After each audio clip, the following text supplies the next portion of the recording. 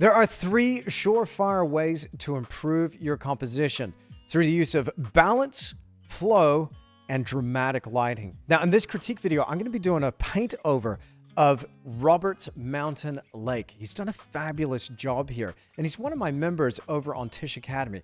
By the way, there's a full version to this critique. It's about an hour long. You can find that right now by clicking that link in the description down below. But in this short little video, I want to share with you those three ways that can take virtually any composition and improve upon things. Okay, I've loaded this painting up into Photoshop. Let's go ahead and go there now and start scribbling over Robert's painting. Now, I just want to say that this is just my opinion. It's not that Robert's wrong or he's done a bad job, not at all. It's just my opinion. You might have some different views here on this painting, and I'd love to hear from you in those comments down below. But when I was looking at this, I was thinking about the balance in the composition. And whilst I love it, it's got some really strong elements here in this painting. It was something about that waterfall being right in the center.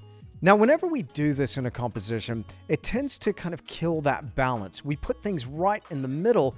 We're not really using that space in a creative way, and the composition just feels a little bit static. Let me explain it this way. Now, I like to represent composition like a balance beam because it just helps it make sense to me. So you might see compositions like this where you could have, let's say, a pivot point in the center and a weight on one side and an equal weight on another side. Now, this as a composition is balanced. One side is balanced with the other. The left equals the right. So in our painting here, in Robert's painting, you know, if he had the trees on one side, for instance, which had a certain value, and something else on the other side, it might create that same sort of feeling as we were just drawing there. But whenever we put something in the center, there's something else that feels kind of off, and that can be drawn like this. So whenever we put something in the center, it feels off in a slightly different way. Let's say we've got our beam right here. We've got our pivot again in the center. But now this time we've got a major visual element right there in the middle and then something else that is equally heavy on one side. Now you can see immediately what's going to happen. It's not really balanced, but you can see that that lever arm is going to start to fall down and things just feel heavier one side than the other. What I like to go for is something called asymmetrical balance. This is one surefire way to create a balanced composition, but some real dynamic interest. And that can be represented like this. So let's say we got our balance beam here, and this time we're going to put our pivot point all the way to one side.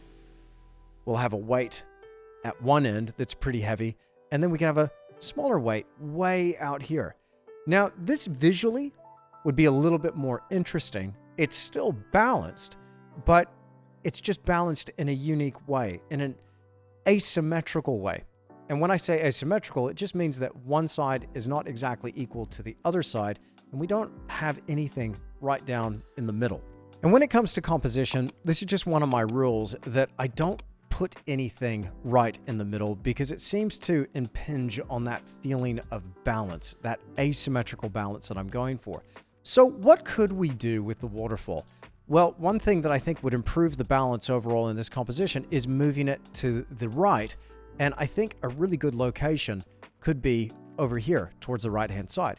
Now, we could still have a waterfall that's located somewhere in the center, but I just think a major one over there on the right and maybe a lesser one here in the center could be okay.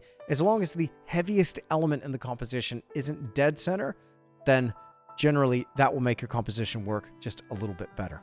Now, I love thinking about composition as one element flowing into another. It's a really fluid thing, composition. Our attention goes from one area, like these trees, down through these trunks, following along this shoreline, and then it's kicked back in through this water over here to the horizon. And I just feel like every time I pick up a line here, I'm flowing from one thing to another. I think Robert's done actually a really good job with the composition overall, maybe with the exception of that waterfall, but that's okay.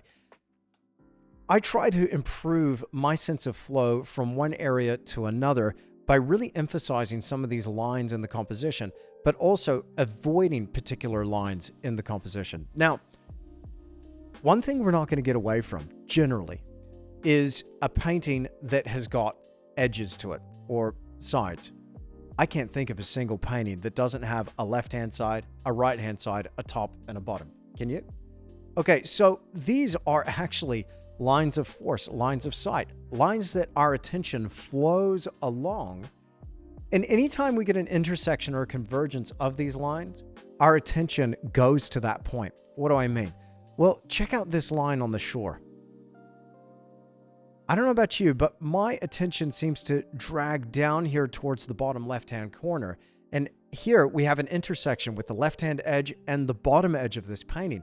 And anytime we get an intersection, our attention goes there. Now, we can use this to our advantage, but here, when it's something flowing out a corner, our attention goes there. Suddenly, we find ourselves no longer looking at the painting. Our attention has gone right off the edges, left, right, top, bottom, wherever that intersection happens to be. So one thing I might do if it were me is just change the profile of that shoreline. We could pick up that shoreline here. I like it where it is under those trees, but maybe we have a little beach and we kick it back the other way. Now I know what you're thinking. Well, right now you went and put the intersection at the other corner. Well, what if we did this? What if we actually had a tree that had fallen across that beach? That would redirect the flow out here into the water, and then maybe we could be picked up by a reflection and then carried on into those mountains. Now, when it comes to balance and also flow in the composition, I'm normally trying to balance three major compositional elements and then creating a flow between those three elements. Let me talk to you about how this is working here, and I really like the arrangement that Robert has here. I love these trees. I think these trees work really well. In fact, I think we keep these trees right here. But where can we go from here? I like the waterfall, but it might be cool if we picked up that waterfall, moved it over to the right, and then found some way to get from the trees over to that waterfall. So I think we might, again, change the profile of that beach, have a fallen log here, and that will kick us up this way. And I really do like this mountain. I think this mountain works great. I think we keep some sort of peak here. And so this makes our major elements, let's say a 1 for that waterfall, a 2 for the mountain, and a 3. And if we can find some way to flow between these elements, then I think we've got a stellar composition. So far, we're so close with Robert's painting. I think just a couple of tweaks and it will improve that overall flow. Now, in the full paint over, I talk a lot about vectors and some of these compositional elements. So again, if you want to see that, it's nearly an hour long. You can find it by clicking that link in the description down below. What struck me immediately about this painting was those Bierstadt vibes. Now, Albert Bierstadt is one of my favorite artists of all time. He was an American landscape painter from the Hudson River School, and he painted these epic scenes all across North America, and in fact, a few European pieces as well. But one thing that Bierstadt had going for him was his dramatic use of light. And that's a third way that I think compositions could be massively improved, is by the use of light. I consider this a real compositional consideration because it's something that I plan out in the composition or the design phase of my painting process. The light is so essential. It's something that needs to be planned. And so here, I think, we've got a solid painting. I see some indication that there could be light shining on these ridge lines, but what would be amazing is if we had a strong source of light somewhere in the painting or maybe just off the top edge of that painting, shining down into this scene. Now, I'm a big believer that success leaves clues. If you want to get what they got, you got to do what they did. So when we've got these artist heroes from the past, somebody like Bierstadt, working out and analyzing what they did might really help us to improve our own paintings. And whenever I've been breaking down paintings by the old masters, I think about those individual elements. What is it about this painting that makes it so great? It's like, dramatic light. That is one thing in this painting that makes it really great. Well, could we use that here in this painting? And when I'm looking at my own paintings, I'm thinking that all the time. Could I take a leaf from the old master's book and improve my own paintings in that way? Now, I went ahead and did a full paint over of Robert's painting. Here it is here. And again, in the full version, you'll see a bit of a time lapse of the paint over, along with a detailed explanation and analysis of this composition and the changes that I've made. And again, I was thinking in terms of those three things: balance, flow, and dramatic light. So I started off by just shifting some of these elements around, shifting the waterfall, shifting those mountains, and then just putting a little bit more detail into those mountains, and then making the light and the depth the hero of the painting, and then supporting that with the other elements, the trees over on the left-hand side and the waterfall over on the right, with another waterfall that, yes, whilst it's kind of close to the center, it's not the heaviest element in the composition, so it doesn't command too much attention. I just loved the water that Robert had painted in his version, and so I really wanted to keep that for this paint over, but I just wanted to change that profile line of the beach in the foreground with that fallen log. And of course, I was really inspired by Bierstadt's work, and I just had to put a few deer here in the foreground. I think that was just the cherry on top. But anyway, this is just me. And again, I must stress, this is just my opinion. This isn't to be mean to Robert, far from it. This is one thing I love to do as part of my academy. I do critiques of some of my students' work. And here I decided to do a little bit more of a paint over than I normally do.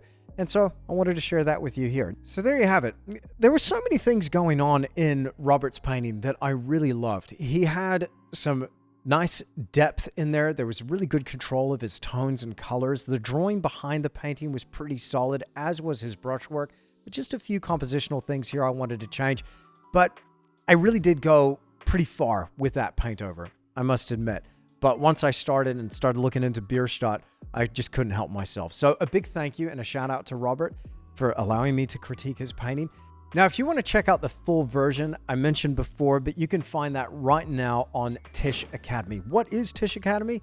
Well, it's my online art school where you can go to level up your painting skills. And the full version of this critique video is nearly an hour long. And we're up to 40 critique videos now in the content library on Tisch Academy, along with hundreds of hours of painting video content and an exclusive community. If you want to check that out, then right now you can become one of our legacy members and get in before the price rise. If you're watching this before the end of September 2024, then check that out. Click that link right away because we're going to be increasing the prices on Tisch Academy. Right now, it's a ridiculously low price. So if I was you, check it out. You can get yourself a free 7-day trial on top of that, but become one of our legacy members and you can get locked in at that very low price. And I thank you for checking that out. Click that link in the description down below. And thank you so much for spending this time with me here in the studio. And a big thank you once again to Robert for allowing me to critique his painting.